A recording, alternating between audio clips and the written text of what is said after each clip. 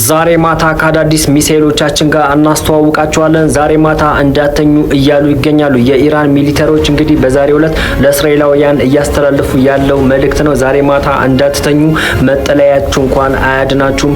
ዛሬ ከአዳዲስ ሚሳኤሎቻችን ጋር የምትተዋወቁበት ቀን ነው እያሉ ይገኛሉ። ቀን ላይ እንግዲህ የኢራን ጦር እንዳስተዋወቀው ከሆነ እስካሁን ድረስ 3000 ሚሳኤሎችን ተጠቅመናል። እንግዲህ አሮጌዎችን ጨርሰናል፣ ካሁን በኋላ አዳዲሶችን ነው የምንጠቀመው እያለ ነበረ። እንግዲህ አሁን ዛሬ አስጨናቂ ምሽት ይሆናል ተብሎ ይጠበቃል። ልክ እንደ ትላንት ምሽቱ ሁሉ ለእስራኤላውያን ዛሬ አዳሩን የከፋ ይሆናል ተብሎ እየተነገረ ይገኛል። አዳዲስ ዜና ጠብቁ። በደም ሼር፣ ኮፒ ሊንክ፣ ሪፖስት እያደረጋችሁ አዳርሱት። አሁንም በአዳዲስ ዜና መጥቼላችኋለሁ። የኢራን ሚሳኤሎች እየተጠባበቁ ባሉበት ሰዓት ላይ በዚህ ሰዓት ላይ የእስራኤል ሚዲያዎች እየዘገቡ እንዳለ ከሆነ ከሊባኖሱ ሂዝቡላህ ከባባድ መሳሪያዎች ተተኩሶ እነሱን ለመመከት እየሞከሩ እንደሆነ እየተነገረ ይገኛል። እንግዲህ ትላንት ሮኬት ነበር የተኮሱት የሊባኖሱ ሂዝቡላህ፣ ዛሬ ደግሞ ከባባድ ሚሳኤሎችን በየአቅጣጫው እየተኮሱ እንደሆነ እየተነገረ ይገኛል። እንግዲህ እስራኤል ከሁለት አቅጣጫ አሁን እየተወጋች ያለችው የኢራን ሚሳኤሎች እንዳሉ ሆኖ የሊባኖሱ ሂዝቡላህም እየተኮሰባቸው ነው። የኢራን ሚሳኤሎች በዚህ ሰዓት ደግሞ አየር ላይ ሆነው ለመድረስ ትንሽ ሰዓታት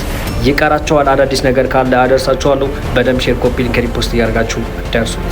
ሁለት ሰበር የተባሉ ዜናዎችን ይዤላችሁ መቻለሁ። እንግዲህ የአሜሪካው ፕሬዝዳንት ዶናልድ ትራምፕ አስፈላጊ ከሆነ ወደ ኢራን እግረኛ ጦራችንን እንልካለን ማለታቸውን ተከትሎ የኢራን ባለስልጣናትና ሚዲያዎች መልስ እየሰጡ ይገኛሉ። እንግዲህ እነሱ የሚያስቅ መልስ ነው እየሰጡ የሚገኙት። እንዳሉትም ከሆነ አዎ ይምጡ፣ ችግር የለውም፣ የሬሳ ሳጥናቸውን አብሮ ይዘው ይምጡ እያሉ ይገኛሉ።